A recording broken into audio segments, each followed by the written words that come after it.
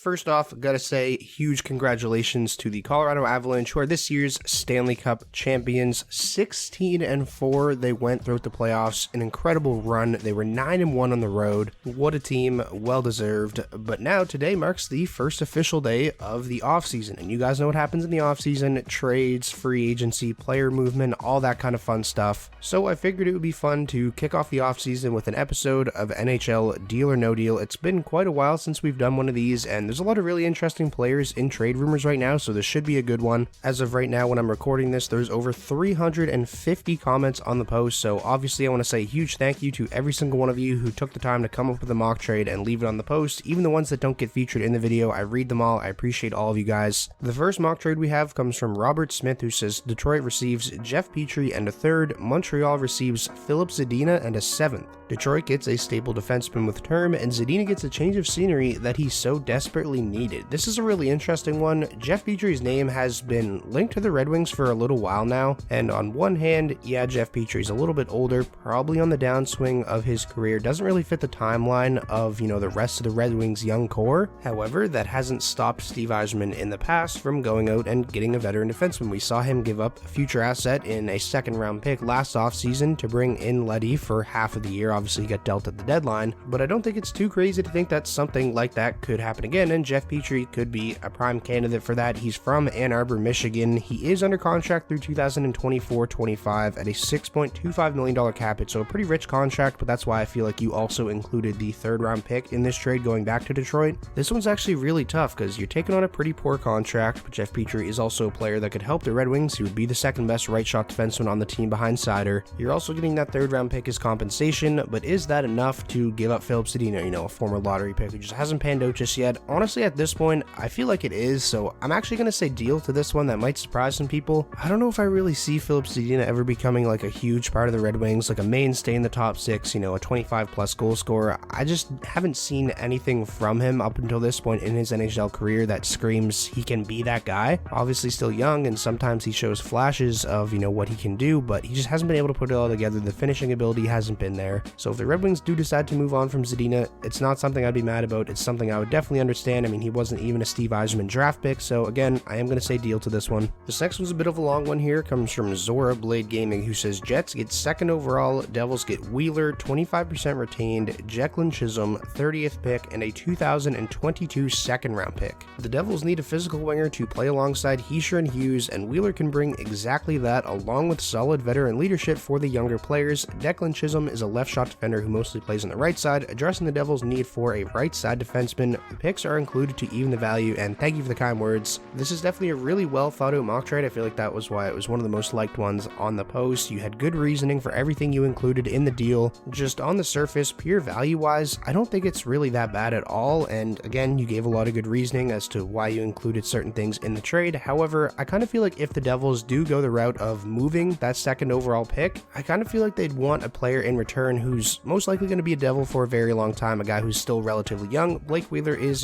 kind of on the downswing of his career. I feel like a guy like Kevin Fiala would be a good player to include in a package for the second overall pick, and Alex DeBrincat or something. I'm just not sure if the Devils would be all that interested in trading the second overall pick. It's not like we're talking about, a 9th or 10th overall pick here. The second overall pick for most likely just 2 years of Blake Wheeler. That's how much time he has left on his contract. And again, you do get Declan Chisholm, you get the draft picks, but you never know how a prospect is going to pan out. You never know how draft picks are going to pan out, especially ones you haven't even selected a prospect with just yet. So for those reasons, I'm going to say no deal to this one, but again, it is a really well thought out mock trade. This next mock trade is actually perfect to go after the one we just talked about. You can see the name on the screen, not even going to try to pronounce it because I'll just butcher it, but the mock trade is to the San Jose Sharks, the second overall pick, to the New Jersey Devils, Timo Meier. That's a core of a deal, can be sprinkled with some 3+ round picks and not very highly ranked prospects. Motivation: Devils need to stop rebuilding and start winning, and they probably have enough young pieces, and scoring veteran top line wingers are needed now. Sharks need to stop pretending they have a chance to be a playoff team and start doing a rebuild. I agree with both of those points. Timo Meier definitely fits the mold of a player I feel like you'd want to trade, a second or third overall pick or something like that for. He's still only 25 years old, is coming off of a career year in which he scored 35 goals, 75+ points as well, and he's not just a pure scoring winger either. He can bring a little bit of physicality to the game. I think he would complement the likes of Hughes and Hischier well. I'm definitely going to go ahead and say deal to this one. I like it for both sides. I agree with you that San Jose should should stop pretending they have a chance to make the playoffs, or God forbid they get there, do anything once they're there. I feel like they do have to start embracing a rebuild. The second overall pick would be a good place to start. In doing this, the Sharks would also avoid the contract negotiations with Timo Meier next offseason, which are sure to be a headache. If I remember correctly, his qualifying offer has to start at like $9 million or something crazy like that. Moving along now to the next mock trade. This one comes from Connor Aguirre, who says Los Angeles Kings receive rights to Kevin Fiala, Minnesota Wild receive rights to Gabriel Velarde, a 2022 first round pick, and a Pittsburgh Penguins third round pick in 2023. And the Kings first rounder that the Wild will be getting in this deal is 19th overall in this year's draft. This is another one that I really like. I think Kevin Fiala to Los Angeles makes sense. The Kings have a ton of young talent, which I feel like definitely makes Gabriel Velarde expendable. I mean, just at the center position alone, you have Quentin Byfield and Alex Turcotte, who probably project to be higher in the lineup someday than Velarde does. And when it comes to them giving up this year's first round pick, which is 19th overall, I don't really think that's a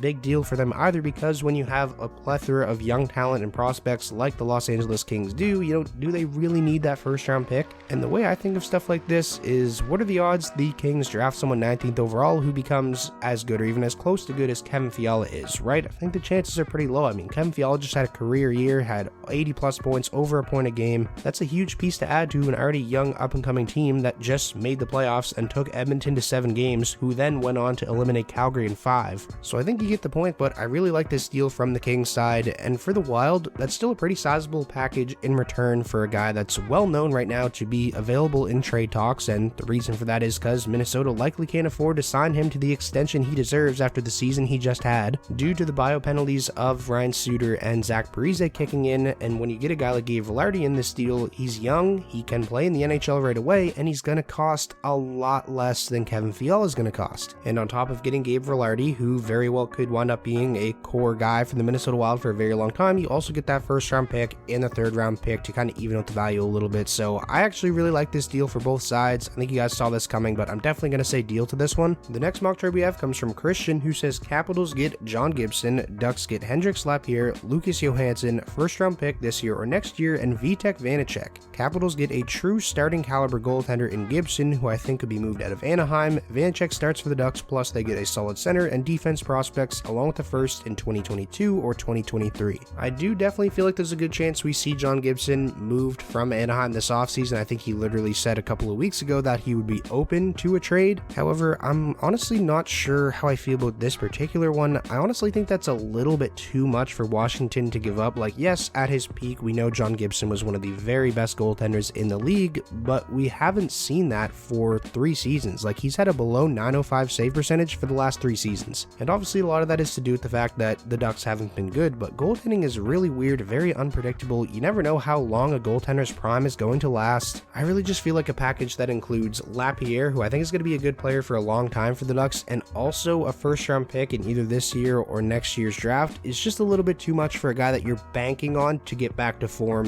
that we saw him like 4 years ago. So for those reasons, I'm going to say no deal to this one. This next mock trade's a big one. It comes from Waffles the Wookie. Carolina gets Alex DeBrincat, 50% retained. Chicago gets rights to Martin Necas, Ryan Suzuki, a 2023 first rounder, and a conditional 2024 second that upgrades to a first if he signs an extension with Carolina. And since at the end of his current deal, DeBrincat is going to be an RFA, not a UFA, I'd imagine he's going to sign an extension with Carolina, so likely 2 first round picks in this deal along with Necas and Suzuki. That's quite a haul. And on one hand, you want to say, is that too much to give up for one player? But this goes back to a point that I mentioned earlier in the video. What are the odds that Necas, Suzuki, any of those draft picks become anything close to the kind of player that DeBrincat is? This is a guy who's 24 years old and has already had 2 seasons in his career in which he's had 75 plus points and 41 goals. Guys like DeBrincat aren't available for trade all that often. Carolina is a team that's trying to get over the hump. DeBrincat is a guy who would definitely help them in doing that more so than a guy like Necas or Suzuki or any of those draft picks can do.